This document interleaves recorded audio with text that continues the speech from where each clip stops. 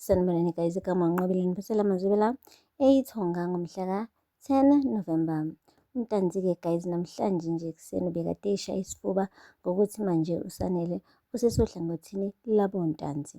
Usho kahle ukuthi yabona-ke manje mntanami, njengoba nje senginawe ohlangothini lami, hhayi ngiyakutshela, angeke sisathinta umuntu. Uyabona nje manje, hhayi impela sisodla fumuka sidle silaza. Phela manje sikubusa thina la esigodini sase-Ezulwini.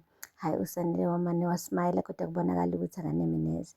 Washo-ke ukuthi yabona nje le ndaba ye-protection fee, hhayi isizoqhubeka ngampela-ke yenze untanzi besatshwe kakhulu kunakuqala. Lapho-ke umane wakhumbula amazwi awatshelwe uMbali ngeviki guys elidlule, esho ukuthi bandla uyacela ukuthi abasize phela yena nabo bonke abantu basesigodini sase-Ezulwini, ekhulume nontanzi ukuthi bengabe besayikhokha le mali ngoba iyabahlukumeza. Hey, lapho-ke untanzi benozama nawo wonke nje umndeni wakontanzi bebeyiqhenya ngokuthi nje bagwajise bonke abantu basesigodini sase-Ezulwini, kodwa uSanele kubonakala ukuthi le nto le iyamenza abonakale ukuthi akasiyena umndeni wakontanzi. Hayi, ayimjabulisi neze kahle, kuyasho ukuthi ayiphili kuyena le ndaba le yokuthi ahlukumeze abanye abantu. Guys, akupheli-ke lapho, kuthe sesiyedwa kontanzi wahamba uSanele uyozama ukutholisisa kahle ukuthi ngampela njengoba ethatha imali kubantu, yisiphi isizathu salokho.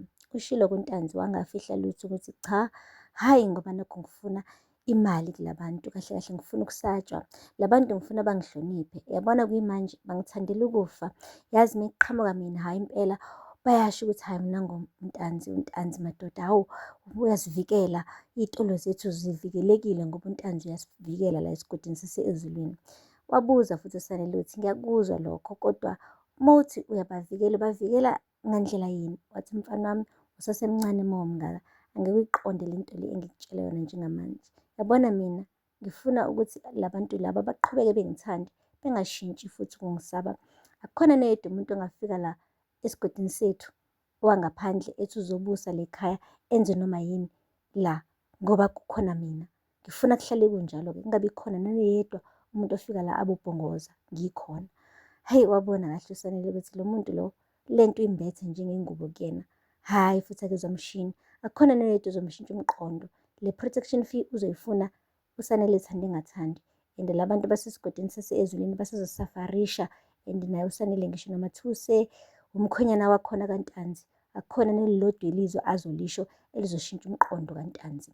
Guys, ngapha-ke koMagwaza nakhona kushubile ngoba uMakhumalo beyitshela ukuthi isihlalo sikaSanele silula, kodwa manje siqala ukumxaka.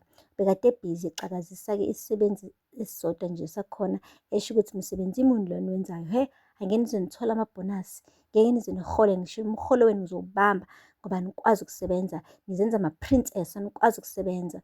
Wabona kunjinje ukuthi cha, lo muntu hhayi ngoba nakethesisa isisebenzi, inhliziyo yakhe i-empty, kunomuntu amkhumbulayo onguSanele. Guys, usho kahle ukuthi ngeke musukuba nzima nawe kuwena Ntungelihle, kuzomele wehlise umoya. Le ndaba ngiyabona ukuthi akusiyona indaba emayelana nalesi sisebenzi lesi. Ukhumbula uSanele wathi ungalingi uliphathe igama laloyo muntu, uzungikhuze khona omunye wabantwana abangimfukamelayo, ngigcine ngikufukamele abantwana bami. Ungibona mina ngimkhulisile lo mfana eyibhobhodlwana, ngimtshela ukuthi enze konke ngendlela efanele. Bengingazi ukuthi uzothi mase seyibhubesi ebese yangibhongela, ebese yangishintshela, ebese ekhetha abanye abantu esikhundleni sami. Hayi bo guys, uMakhumalo lapho yena njalo xosha uSanele wathi akahambe laphaya kuleya sayithi yakaMagwaza, ahamba aphele ngisho nasemzini wakubo koMagwaza, washintsha ngisho ukhiye esicabheni ukuze angabuyeli ekhaya. Kodwa namhlanje sekuyena okhuluma kanje, uthi ukhulisile umfana eyibhobhodlwane, mase seyibhubesi uyamjikela. Okay, ya mhlawumbe umjikele ngokuthi akhethe uzama, kodwa uzama uthiwe uzoba uma wengane yakhe. So ngampela uSanele angazi ukuthi le ndaba yakhe uzoyimisa kanjani, ngoba nawe usathanda ukusebenza ebhizinisini lakubo, usathanda futhi ukuhlala kubo, kodwa ngenxa-ke yesimo sokuthi uma wengane yakhe abamthandi koMagwaza, bese ephoqeleka-ke ukuthi-ke ahambe ayohlala kontanzi. Kodwa ukuhlala kwakhe kontanzi kusho ukuthi kuMakhumalo ukhethe isitha sakhe esikhundleni somndeni wakhe. Yo guys, kwaze kwanzima kumabheketwana makunje.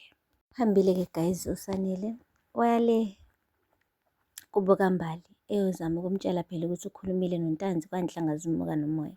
Kodwa-ke umane nje wathi uMbali ngaze ngaphoxeka weSanele, mina bengingakwazi ukuthi unje. Uyazi phela wena, bekade ngithi mengicela into kuwena ungisize, kodwa manje usuhluleka ukuthi ukhulume noNtanzi. uNtanzi pho, hhayi cha bandla ngihlulekile, shame, angifuni ukuqamba amanga, ngiphoxekile. Wamane nje uSanele wakhipha-ke imali wamnikeza nge-envelope, wathi bengicela ubambelana-ke ngoba ayikho enye indlela engakusiza ngayo. Wathi ayi bo, nangoqhubeke ngiphoxa. Usaqhubeka uyangiphoxa Sanele, uthi angiyenzeni le mali? Le envelope onginika yona kusho ukuthi uzonikeza wonke umuntu la esigodini sase-Ezulwini ngoba sibaningi esihluphekile yilesi simo lesi saNtanzi. Awuthathe le mali yakho uphinde emuva nayo, ayizongisiza mina. Ucathile ekhaya sikwazi ukubeka imali yokudla, igrosa, siyakwazi ukuthenga ukudla la ekhaya. Uthi asithenge igrosa ngale mali? Kahle wena Sanele, kahle, thatha le mali yakho uhambe nayo. Wadumala kanjalo-ke guys uSanele ebethulula isandla phela uzama ukusiza i-ex yakhe. Kwamane nje kwabheda guys, kwaphenduka kabi. Ake kuthiwe isikhuni esibuye nomkhwezeli makunje, ngoba umane nje wazizwa esehluleke ngempela emva kwala magama abuhlungu uMbali amane ambathisa wona. Guys, akupheli-ke lapho, uthe ebuyela koNtanzi bekungasamnandi ukuhlala khona. Kubonakala ukuthi leya ndawo akusesiyona manje indawo ayijabulelayo ukuba ukuhlala nje khona. Umane wafika-ke usithandwa sakhe-ke ugogo lakhe uZama emlethele ijuice. Wambuza ukuthi ulana kodwa, yazi ngathi ulana kodwa awukho lana, ebuza uSanele. Lo guys okubanele phela obviously. Washo ukuthi hhayi ngisazobuya. Wathi ya sheshe ubuye ngempela, ngikuthandi manje. Kuthe kusanjalo kwafika umama ohluphekile guys eletha imali ekubonakalayo ukuthi bekade iqongelelwa nje, inyomfekile, engathi nje imali engango-R500. Wathi uzoletha imali ye-protection fee, wayinikeza uMduduzi benophinda. Hhayi, washo ukuthi le mali ubeyiqokelela kanzima, kodwa-ke ucela nje bevikeleke noma isonto elilodwa. Wamane wathi nje uMduduzi, mama imali encane kangaka ukuthi asiyenzeni thina? Wathi mntanami ngisho iy'ngane yilale y'ngadlile. Izolo ngizama ukuqokelela le mali, njengoba nje kuvalwe iy'kole ibhizinisi alenzi kahle. Wathi mama ngeke, awukuhambe uyozamisisa kahle, ubuye kusasa nemali isiphelele. Le sizoyithatha but nje sicela imali iphelele kusasa lokho kusayo. Wavuma umama.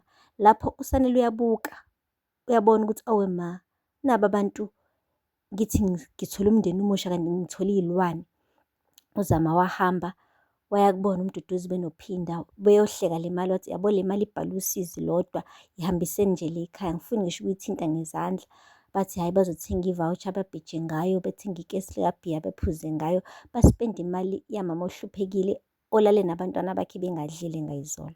Guys, umane nje uSanele wabheka le, iy'nyembezi zagcwala amehlo, kubonakala ukuthi lento eyenzakalayo iyamnyanyisa. Kodwa-ke uzothini? Ngeke uzuze ukhulume uncenge indawo yokufihla ikhanda, ngithi guys uSanele akaphindele ekhaya, ayikho lento. Useyababona kahle-ke manje ukuthi oNtanzi bayinhlobo nowapende, akusiwona umpende awuthandayo manje. Ngisho noZama igugu lakhe usephenduke waba umuntu angamthandi manje, ngoba usiyambona ukuthi lo igugu lakhe elihlezi lilihle emehlweni akhe, uma usehlele nalesi sikhathi eside liyinhloboni yigugu. Hayi guys, kunzima.